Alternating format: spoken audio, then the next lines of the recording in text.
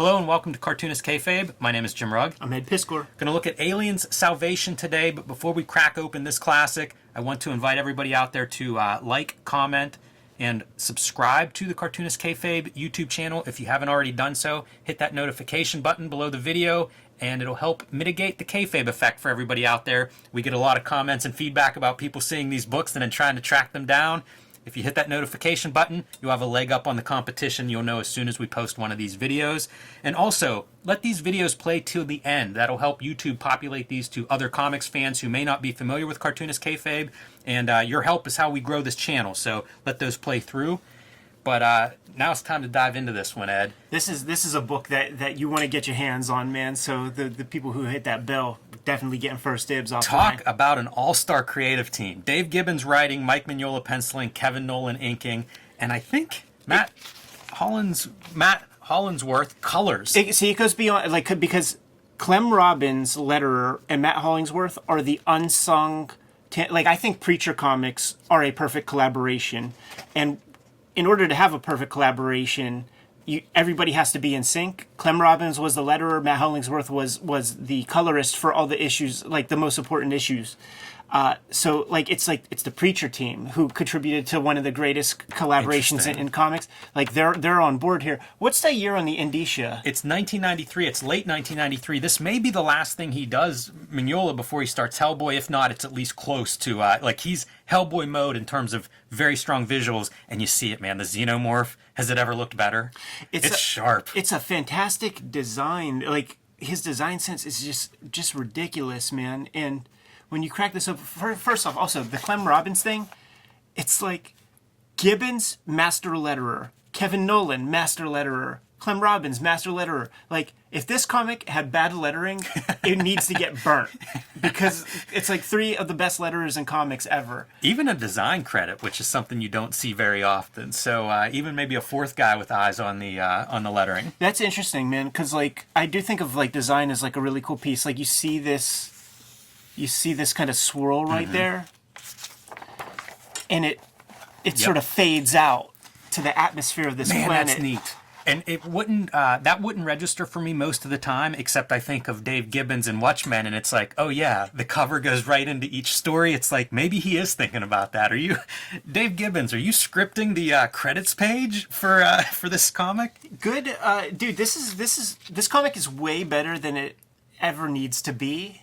I think of it because it does fit in line with what I do think of as a movie adaptation comics, or I know it's not a direct adaptation, but like a licensed comic, where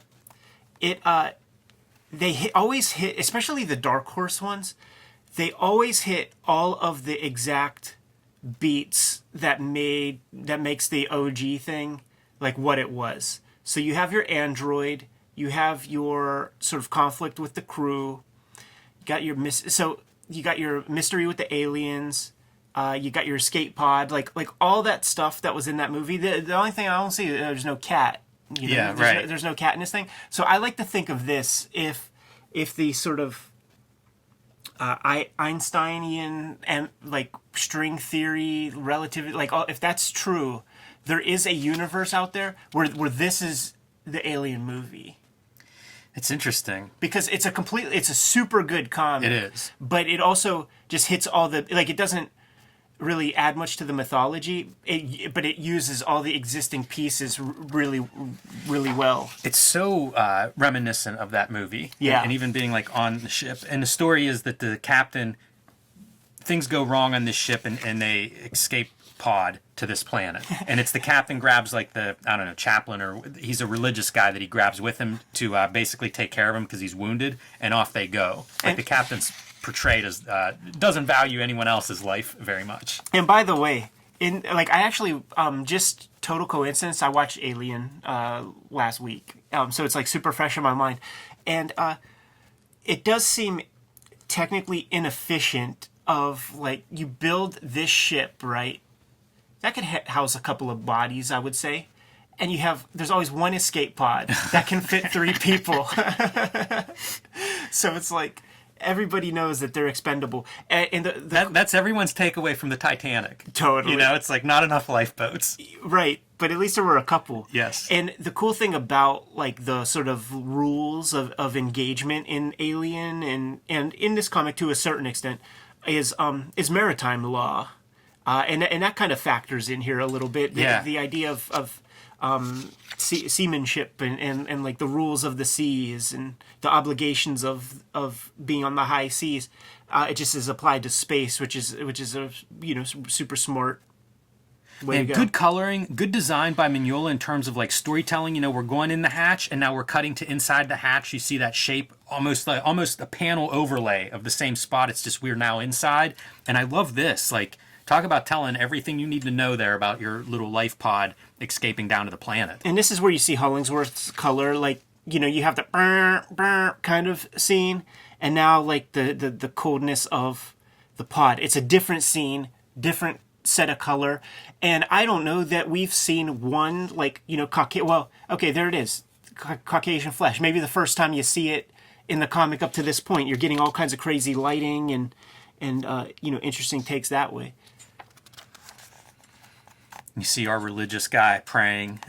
He does talk about how he made the first aid hurt on this dude. Little payback, because he says this guy could have saved the whole crew. Right. Love this kind of mundane stuff, like he's fishing off of their escape pod, but the exciting part is pterodactyls on this world, right? Right, and the fishing doesn't quite work, no. So they have to figure out something else.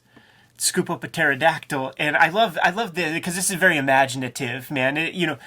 Maybe there's a reason we don't eat koala bears or something. Maybe somebody tried, and this was the result. Like, they were like, ugh. Yeah, both very sick from it.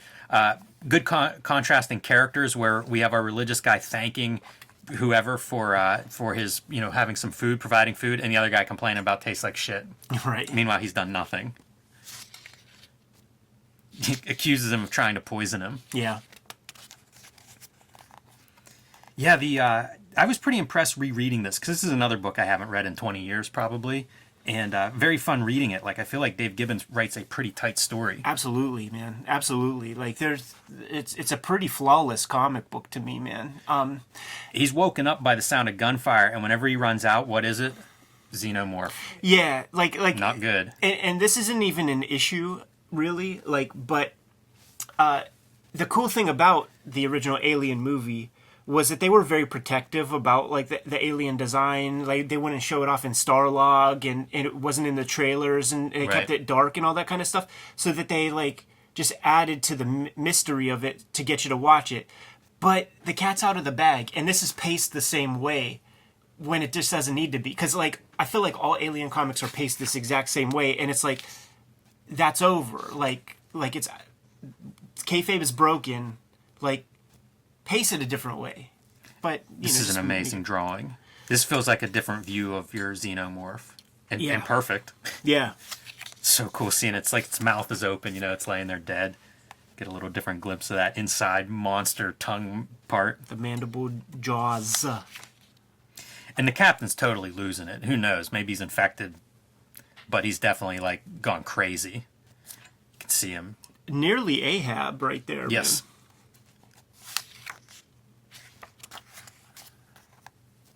Great color. I mean, I'm just going to say it all the time probably. So like, let me just say that blanket statement. Yeah, it's good. Super thoughtful.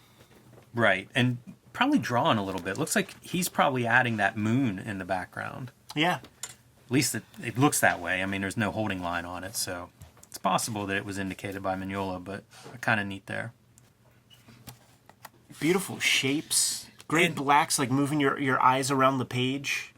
Yeah, I'm always impressed whenever there is like conflict in Mignola's art, because I think of it as being kind of heavy and static, but he's so good at movement. And it's, I guess, like the lesson there is just that off balance. Instead of being vertical, is like it really sells that kind of movement. And you see it again with these diagonals cutting through as it's a fight for survival, and even our religious guy has to do what he has to do if he's going to stay alive. Speaking of which. Yeah, man, a little long pig. We know that pterodactyl is poisonous. Yeah. Got to eat something. A little lengua long pig. And you see the evolution of this character, right? Now he's like half captain and half the religious guy that we started with. And he's bulkier now, man. Wow, what does he know about prions?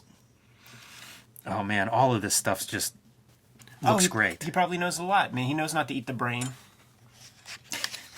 Leave that one for our poisonous pterodactyls.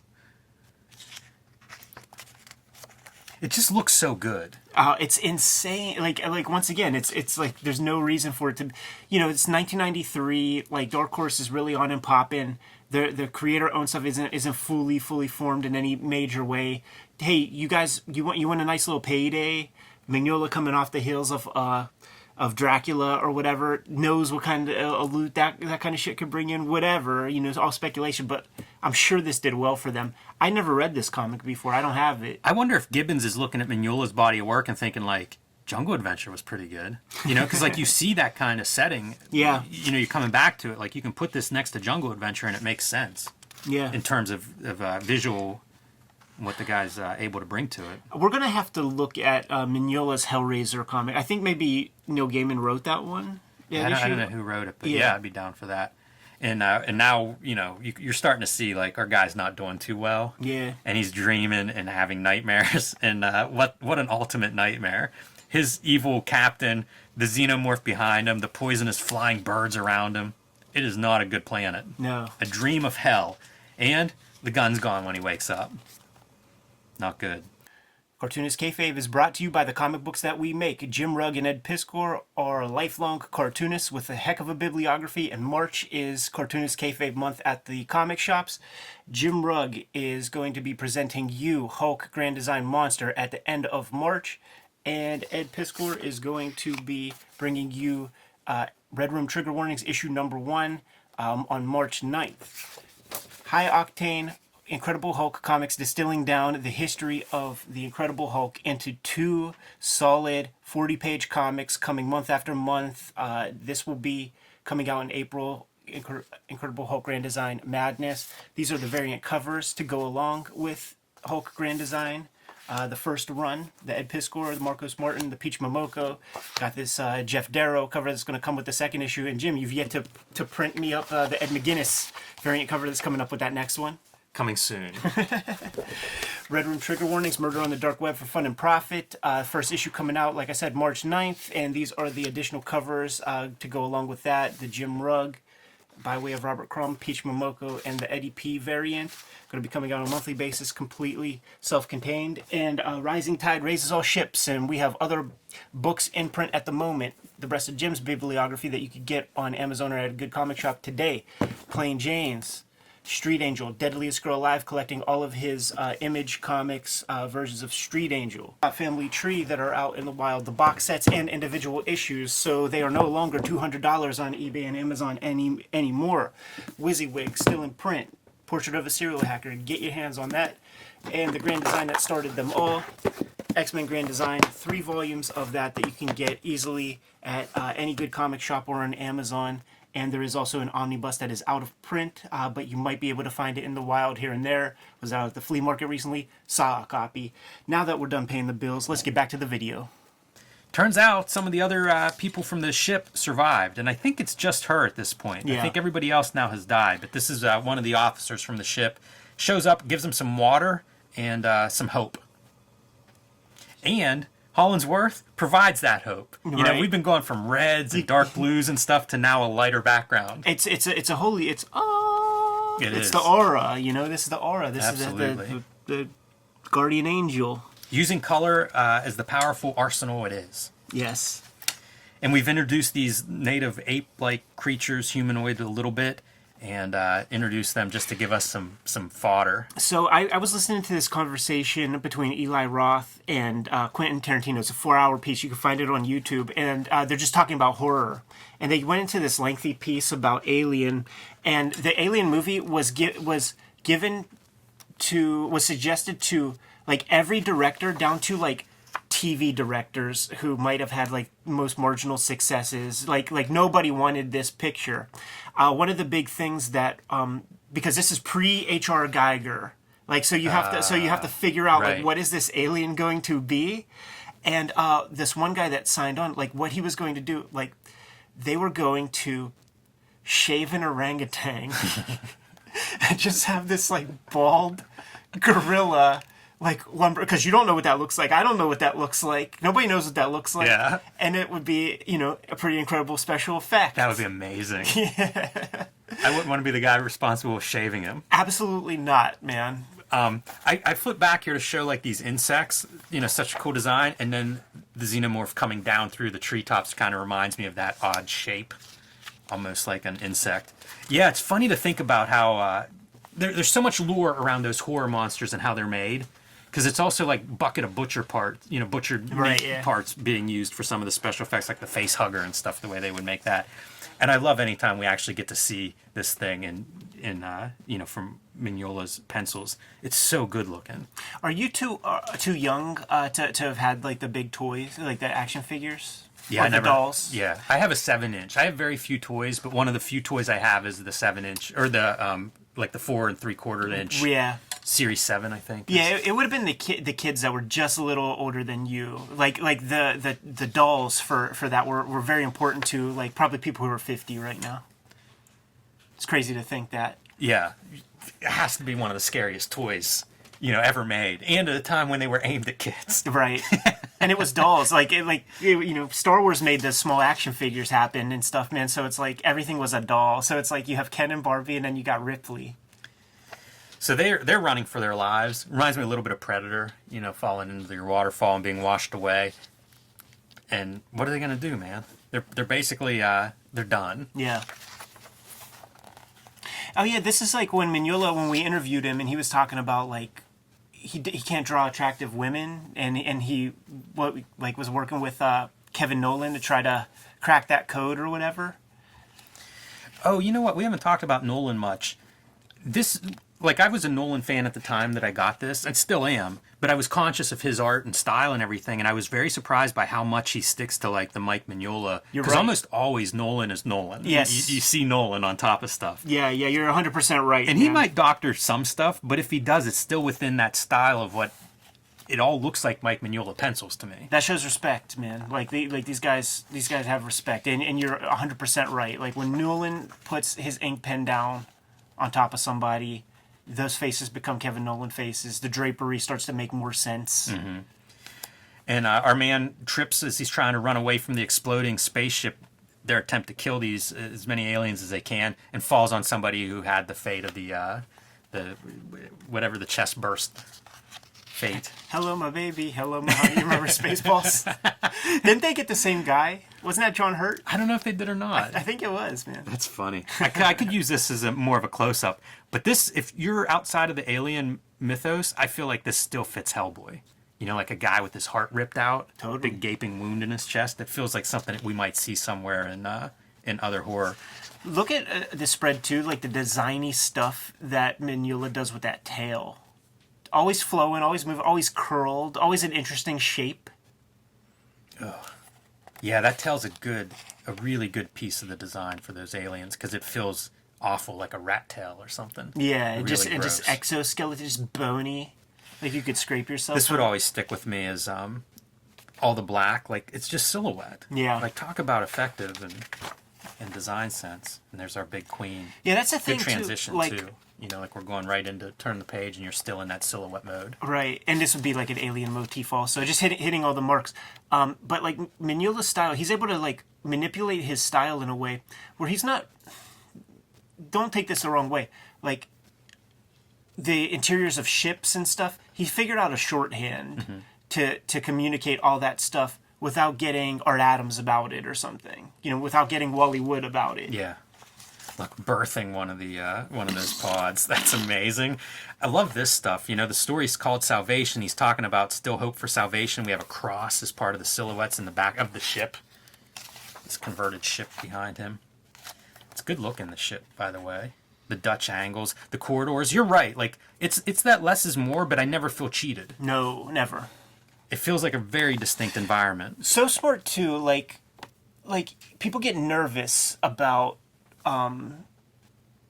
allowing like white space around like your characters like that, and like letting the background kind of fade into the back. Like people usually just, and I'll do it like just like a millimeter of space in between. That's a lot of space in between right there, and that's fine. Yes.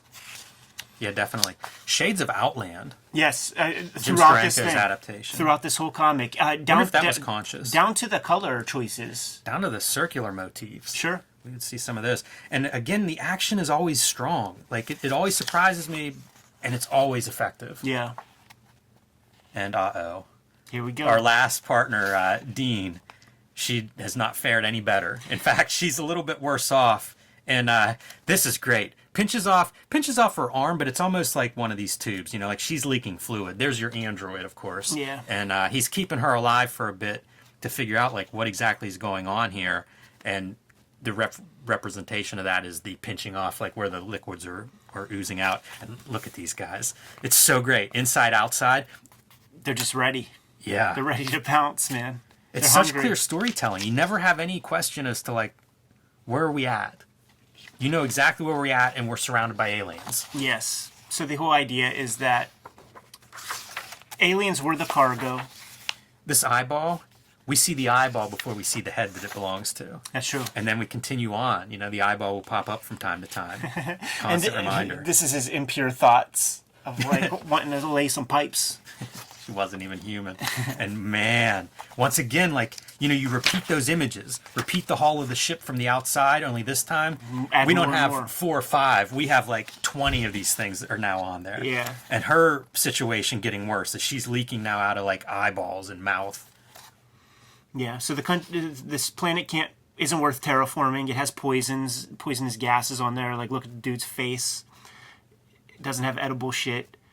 They're going to drop these aliens off and use them as like bioweapons, man. Like, let them eat those Let them baboons. breed here. Yeah, let them breed. Let them eat the baboon creatures, and then, you know, scoop them up and drop them places that they would need to every now and then. And the corporate piece of the alien story, right, is like, just go back into, you know, launch this ship back into orbit, go into stasis or whatever, and you'll receive a bonus. Bonus. Yeah, because as long as you're still around, like, it's not abandoned ship. Like, it's not like lost cargo. Yeah, and he didn't kill her lord. She was never alive. This is great stuff. It reminds me of, you know, you talk about the Alien movies, but also like the Rambo, the action movies, the stuff that I would always want at the video store. Like, you get that part in here too. You know, it feels like that kind of 80s throwback. You could imagine this being an effective Aliens movie. And I know it's weird to do the comics to movies comparison, but I feel like Dark Horse, like when I would get Predator and different comic tie-ins or licenses that they would do, that was the thing. Like, they felt like, oh yeah, I would watch this movie. Right. You know, like, the story is good enough. I could imagine this working. More of that silhouette and action combined. They're just great. What he can do with silhouette it's phenomenal. I think he's very different than Alex Toth, Mike Mignola. But man, in terms of the shapes and designs and just getting the most out of those shapes, he's kind of the next level. He is. You see it again and again. This is a good example of it. But this is a weird, like, I think this is something that he wouldn't do. Like, just having it kind of butt with these guys right there, he'd probably move them over a little bit, because that create, like, when you play with silhouettes, that's dicey materials that you're fucking around with, man, and you got to watch these weird kind of tangent things. Yeah, you know what? And If this I had to isn't do it so again, pleasing.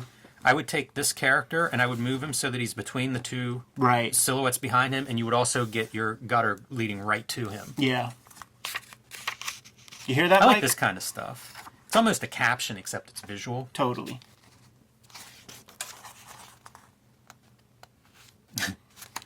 And of course, this is how you're going to wrap up an alien story, right? You gotta Moments show it before one you're time. being destroyed, your nuclear ship goes off. And there come the rescuers, if you'd have just waited a little bit. It's like the ending of The Mist. I think that back cover's lousy. Is it just a panel from inside? It is.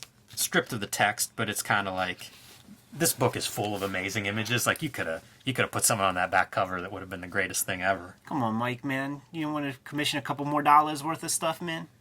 Yeah, and that's Mike Richardson. We're not Mike Richardson, Mignola. yeah. Mignola. Yeah. Or the design guy, whoever the design guy is, pull out a better panel. I mean, you know, as a cover, it's phenomenal. So I liked this book, though, a lot. It was much better on the revisit than I remembered liking it, but, like, I really enjoyed reading this one this week. Man, if I was Dave Gibbons, and it's like you write this thing and you give it off to Mignola, and like as these pages come back, I feel like I would want to be become so much more of a writer, like write so many more comics. Because to me, that has to be magic. There were a few times where I was like curator of like zine anthologies and stuff, and then like getting the material in, it made me sort of like understand what some of the juice of being a publisher or editor is, man, of just like getting these magical pieces that never existed and were made for this. That's special.